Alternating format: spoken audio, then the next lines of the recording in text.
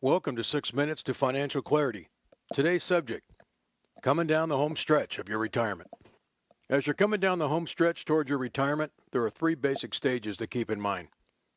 Stage 1, 5 years from retirement. Stage 2, within 2 years of retirement. And Stage 3, where you've got the pina colada, the umbrella, and the raft ready to hit the beach. I'm out the door in 90 days. There are 3 essentials that you need to do to build a nest egg. First thing is you need, obviously, to accumulate. Put that money away during your working years, especially taking advantage of your employer's match in your defined contribution plan. Next, there's the preservation and growth phase. Don't lose any money as you near retirement. You don't have the time to make it up. And third, the distribution phase. You must not outlive your money. And please note, what you do in Step 2 determines how much you're going to have in Step 3. I got a nice little secret for you. You ever hear of the in-service, non-hardship distribution? Well, you should. If you're 59 and a half years or older, your retirement plan provider allows you to transfer your 401k, TSP, or other defined contribution plan that's payroll deducted to your own IRA as a non-taxable event. Further, you can still continue to contribute to your present payroll deducted plan.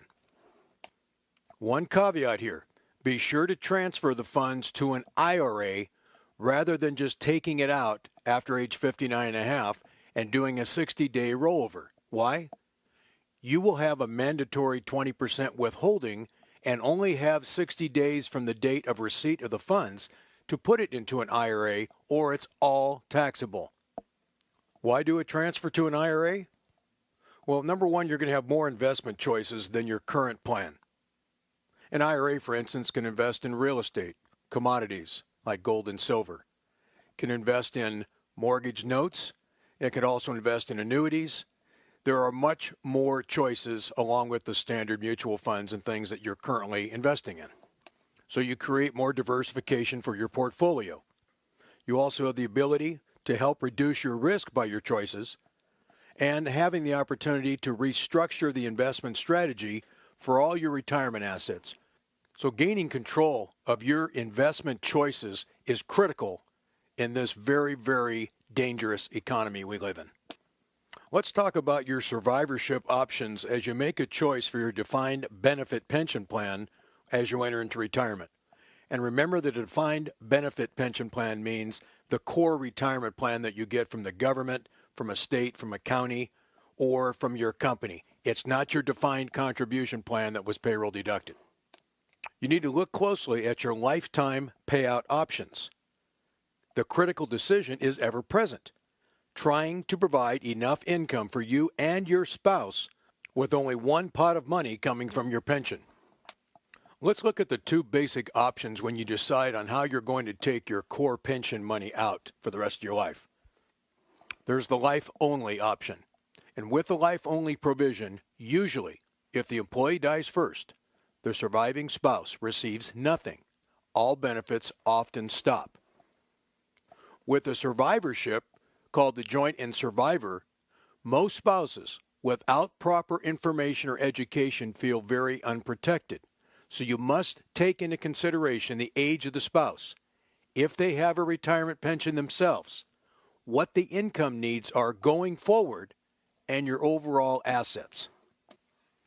With the joint and survivor, here are some things to consider. Let's start with Rule 1. Seek the professional help of your HR retirement benefit specialist before making any decisions on your payout. Rule 2.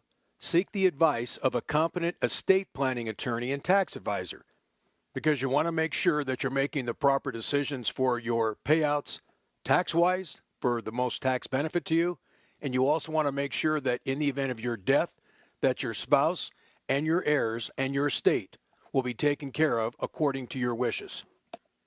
Now, I'd like to introduce a strategy to you to increase your retirement income.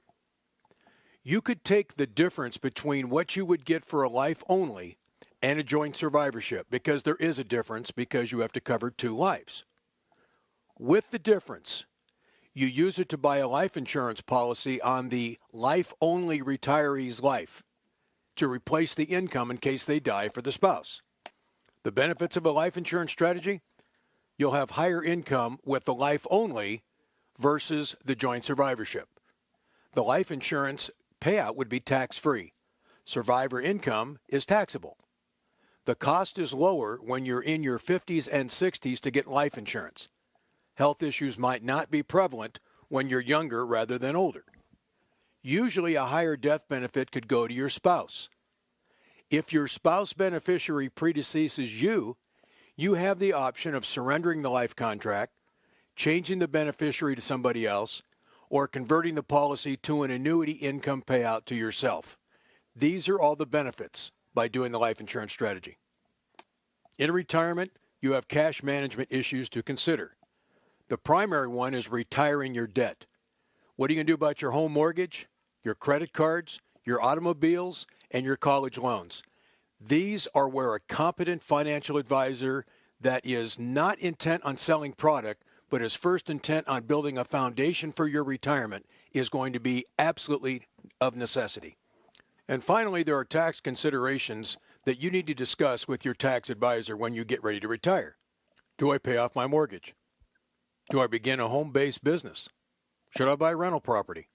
Am I done or close to wrapping up the college costs for my kids? What about providing for my grandkids down the road? What's my tax bracket now in retirement? What about long-term care insurance? Will my health insurance stay the same? But always remember, make the decision now to be safe with your money.